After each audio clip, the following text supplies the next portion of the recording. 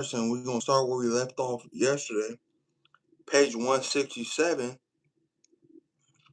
A cinnamon-eyed West Indian with lightly brown skin, although his given name was printed on the sign in his kitchen window, and on the business cards he circulated, he was called by the townspeople Soaphead Church. No one knew where the church part came from. Perhaps somebody's recollection of his days as a guest preacher. Those reverends who had been called but who had no flock or coop and were constantly visiting other churches, sitting on the altar with the host preacher. But everybody knew what soap had meant. The tight, curly hair that took on and held a sheen and wave when pomaded with soap lather, a sort of permanent process. He had been reared in a family proud of his academic accomplishments and his mixed blood.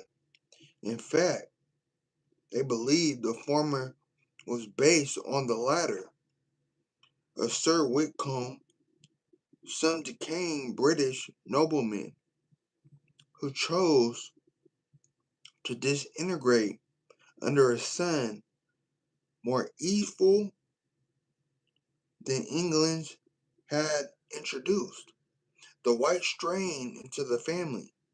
In the early 1800s, being a gentleman by order of the king, he had done the civilized thing for his mulatto bastard, provided it with £300 sterling, to his great satisfaction of the bastard's mother, who felt that fortune had smiled on her. The bastard too was grateful, and regarded as his life's goal the hoarding of the white strain. He bestowed his favors on a 15-year-old girl of a similar parentage.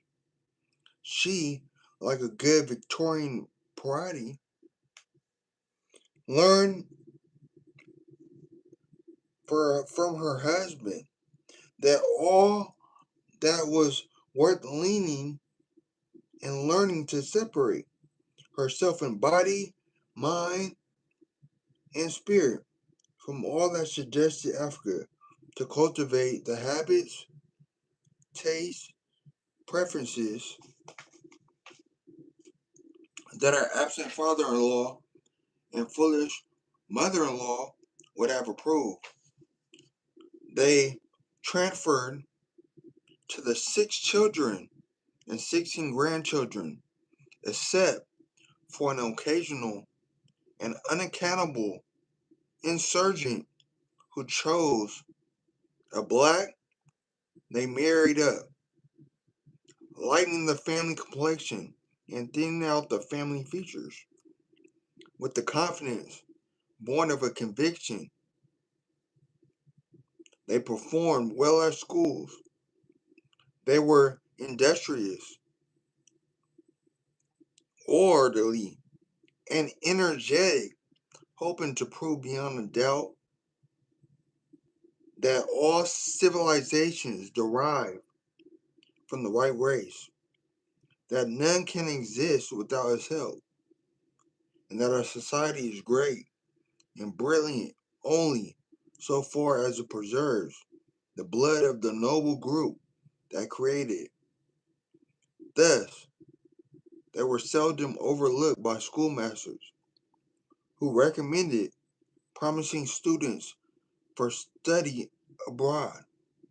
The men studied medicine, law, and theology and emerged repeatedly in the powerless government offices available to the native population. That they were corrupt in public and private practice, were considered their noble right and enjoyed by most of the less gifted population.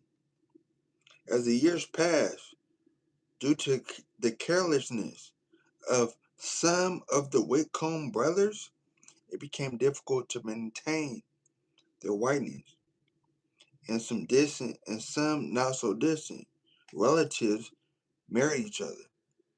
No, obviously, had effects were noticed from these ill-advised unicorns, but one or two old maids or gardener boys marked the weakening of faculties and the disposition toward in some of the children.